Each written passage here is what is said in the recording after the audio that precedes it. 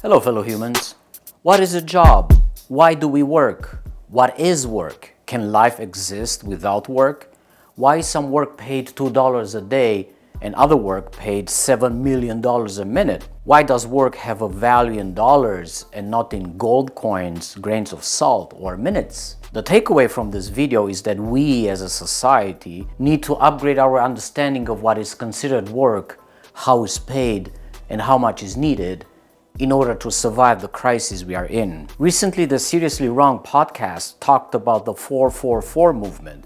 4 months of work, 4 months of vacation, 4 months of democracy. Senator Bernie Sanders introduced legislation for a 32-hour work week with no loss in pay. Something is brewing. Work, as we understand it today, was actually never like this in history. The 8-hour workday, free weekends, paid vacation, these are phenomena less than 100 years old. With all that apparent progress, we are still stressed.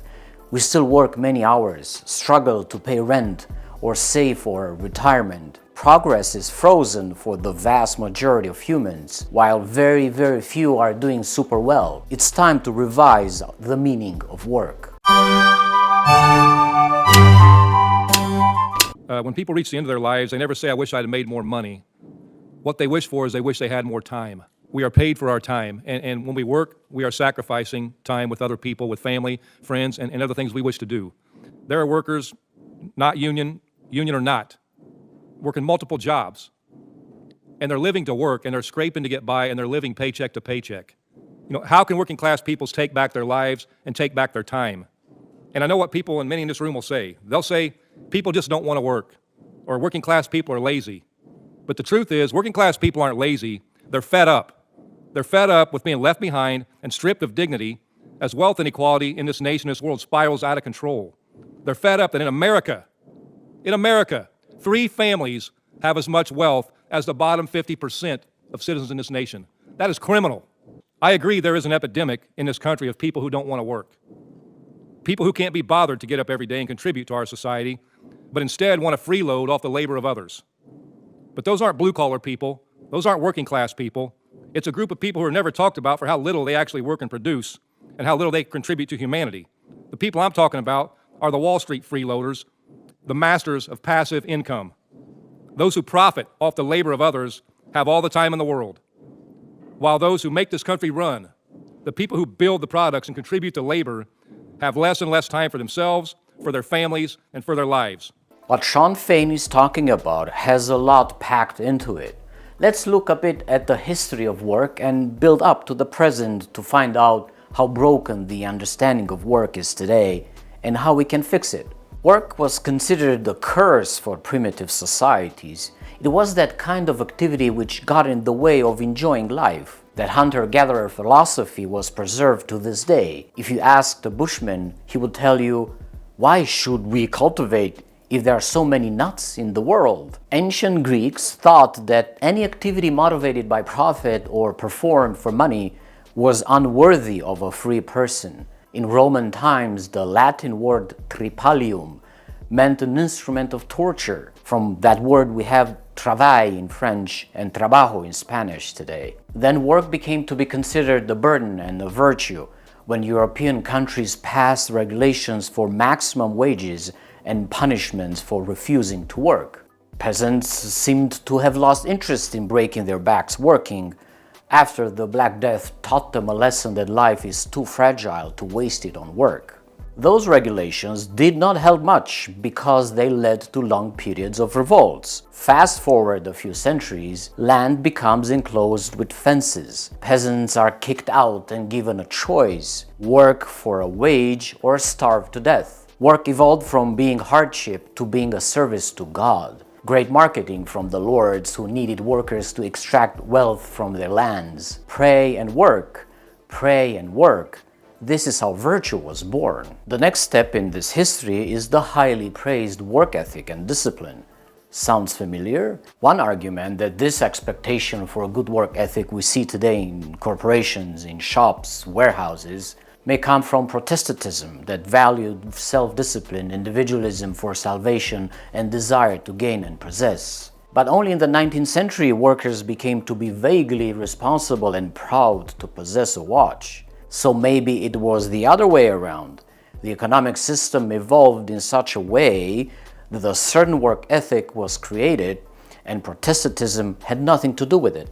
Work became to be glorified as a means of accumulation intended to satisfy insatiable wants. Technological innovations were also meant to serve this goal, to satisfy even more needs. Society did not pause to reconsider why were people working in the first place, where were those needs coming from, and what was the purpose of the entire game. This is when work became to be measured in time and money for the purpose of production. Leisure suffered a demotion to be considered parasitic and lazy, which was the opposite of how the ancient Greeks and Romans were thinking. The purpose of this mini-history is to show you that work does not have to be taken for granted. Work was always a symptom of culture, of what humans thought gave meaning to life and what it did not give meaning. Today, we assign virtue only to paid work that serves the productive economy, namely the creation of goods and services for human needs, regardless if those needs are real or not. The fundamental purpose of work should be to ensure that humans continue to exist and flourish on Earth. If we limit our understanding of work only to paid work, we leave out so much of what people are doing to ensure this social reproduction, taking care of family, raising children, volunteering, public education, and so on. For the rest of the video, I'm going to leave this graph on the screen that shows how we as a society have breached the limits of what Earth can sustain. We worked too hard and we broke the planet. We extract and produce too much. If we do not slow down quickly, this so-called work ethic will ruin the planet for generations to come. What I am going to say next will keep in mind these planetary boundaries. Back to what Shawn Fein was saying, real wealth is made with passive income. It's when money comes into your bank accounts without you having to do almost anything. Rent, dividends, royalties, stock options. This is a gross contradiction of the work ethic championed in capitalism. I argue that capitalism is by design not capable of recognizing the value of work that is not paid, because capitalism understands only value that can be expressed in money. Everything else is irrelevant. Capitalism is stupid, obtuse, parasitic, lazy for refusing to accept that human experience is so much more than to work for a wage to produce useless stuff and mountains of waste. To be fair, there's also the notion that paid work is a source of health and well-being. When people lose paid work, they become stressed and feel stigmatized. However, empirical studies suggest that it is not employment that causes the stress, but the inability to conform with the work ethic required by capitalism. 4 years ago, 17.9 million working days were lost in the UK due to work-related stress, depression, anxiety. So maybe paid work in capitalism is not a true provider of well-being. We do work motivated by very different things. Let's look at 3 examples. Number 1, I work about 40 hours per week, often longer, making these videos, which includes reading a lot, thinking, writing, filming, and editing. For me, this is work for the benefit of society. For capitalism, it is not. I do not allow advertising on this channel. I do not play by the rules. And there are many other humans like me that are struggling at the edges of capitalism to create meaning in life. It is a hard reality that causes cognitive dissonance while trying to avoid compromise and make a modest living. Number 2, the owners of a family coffee shop. They too work a lot. They make some money, maybe take home a little profit at the end of the month. Maybe they have employees. If they are successful, profits will be higher. But the wages of those employees may not keep up with the higher profits. In this sense, the coffee shop owners are also capitalists. Number 3, An executive in a corporation. They are paid a high wage for their work. They do not own the results of their work. Those results belong to the owners of capital. The executive cannot take away a share of the profit if they themselves do not own shares in that company. What this executive does is to reproduce the system of work. They demand consent, compliance, consistency from their employees. They demand a work ethic. We can say there's almost no difference between an agent of the system and the system itself. You see, paid work is a lot about mutual consent, but also about balance of power, which is facilitated by the rules of capitalism, as we have seen in this triad model from my previous video. In the employer-employee relationship, there's an apparent freedom to enter and exit a work contract, a take it or leave it kind of thing, but the power imbalance behind this contract is not on the table. It is not negotiable. The boss can fire you, but you cannot fire your boss. That's the definition of power imbalance for you right there. There's a lot of derision, hubris, self-aggrandizing attitudes from humans earning a lot of money and possessing large wealth against those humans that do not have that much because they did not work hard enough according to the rules of the system.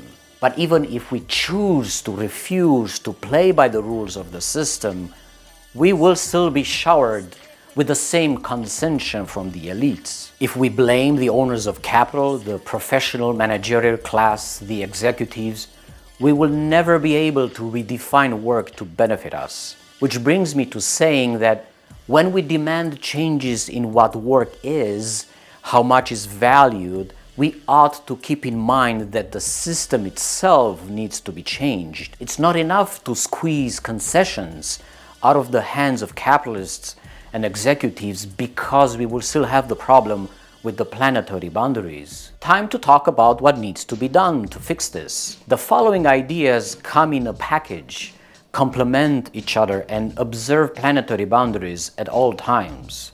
They should be considered together. Massive work time reduction with no loss in pay. 32 hours per week, then 25, 20, 15 hours. The main purpose of this is to recuperate and boost the well-being for all of us, the working humans. We need time with ourselves, with our family, time to dream, time to enjoy life, time to learn Japanese, quantum mechanics, play the guitar, paint, woodwork, permaculture, astronomy, cycling, recycling, algebra, writing fiction, protecting ecosystems, watching birds, making documentaries, watching documentaries, reading books, reading comic books, making dinner, getting thinner, being a singer. Minimum and maximum income. Maximum wage gaps are also acceptable. Marriage should not be infinitely rewarded because Earth is not an infinitely expanding sphere in space. 55,000 humans said in a survey that the pay gap must decrease from 300-400 of what it is today to a maximum of 7. That means top wage is 7 times more than the lowest wage. Universal basic income is also included here. Fair consumption caps, also known as rationing. We ration water, electricity, groceries all the time when needed. The same would need to apply to greenhouse emissions and all natural resources. The purpose for this is to phase out wasteful consumption for status and to end debauchery. We will not have to work that much to produce so much without consideration to available resources. Make passive income illegal. Receiving units of money and units of wealth without doing equivalent units of work should be phased out. The stock market system is parasitic. The rentier wealth hoarders like for-profit landlords are parasitic. They are the slackers Shawn Fain was talking about. Those putting hours of work for each paycheck are the real workers. Active income is virtuous. Passive income is not. Phase out stigma. Phase in respect for care work. There are valuable lessons to learn from feminist economics, which is not just about fixing the gender pay gaps, but also about the emancipation of women to recognize their vital role in social reproduction. Paid work should not be required to live. Society must accommodate that in order for civilizations to survive. This is also the purpose of a universal basic income, the liberation of living from work. Potential laziness and couch potatoing is statistically irrelevant, and it was shown over and over again in many studies. People will contribute to society with work, paid or not, but their subsistence will be guaranteed regardless of this contribution. Job sharing, by allowing multiple people to share a single job, with each person working fewer hours. This can happen today in capitalism, and it can apply to both desirable jobs and undesirable jobs. Qualified random allocation of jobs can also be used in sharing jobs so everyone gets an equal statistical chance to do it. A job guarantee for everyone who wants to work, funded by the government. These are jobs that are local, socially meaningful, and needed by the community. Unemployment will become a thing of the past. Universal basic services, where the government provides more resources for public health, education, transport, and housing. This will create more meaningful jobs that are well paid and desired by those doing them, and by the rest of us benefiting from them. Improving work-life balance by offering more flexible working hours and allowing remote work. If work can be done at home, employers should not force you to come to the office. The worker will have the choice, not the employer. Reducing consumerism by promoting a culture of sharing and collaboration, emphasizing community values, and prioritizing social connections over material possessions. Legislation encouraging design of products for reuse, recycling, and remanufacture. All this will reduce the need for work in the productivist economy and will give people more time to engage in non-productivist activities. Making SUVs and single-use plastics are productivist. Creating a local urban garden or a local theater group is not productivist. It is liberatory. In conclusion, what does this mean to you? It really depends on where you live. Unions like the UAW, when they ask for work time reduction, they will also need to be aware that working less is great, but it's only the beginning of the revolution. We need to work less and fix the planet. We need more free time, but not use it for even more consumption and carbon burning.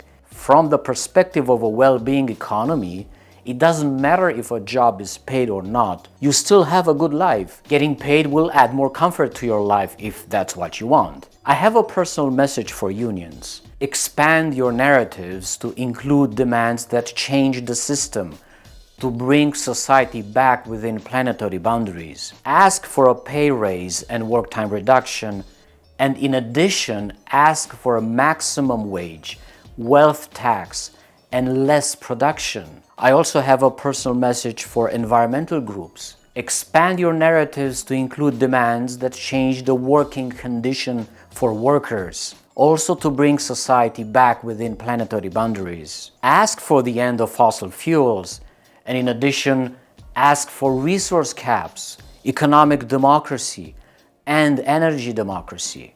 If both of you joined forces, you will be unstoppable. What can you do? Join unions, join collectives, create collectives, and demand these things. Our forefathers did it in the past for the 8-hour workday, and we can do it again for the 15 hours work week. If you can, please support me through the links below to cover the costs of these videos. Future videos will likely not be possible without your support. I will never collect money from advertising. Until next time, be well and increase the peace. And it's a ticket talking Mazda for the biggest. That's a comma and a comma and a comma. Gotta get it, get it. And it's a ticket talking Mazda for the biggest. That's a comma and a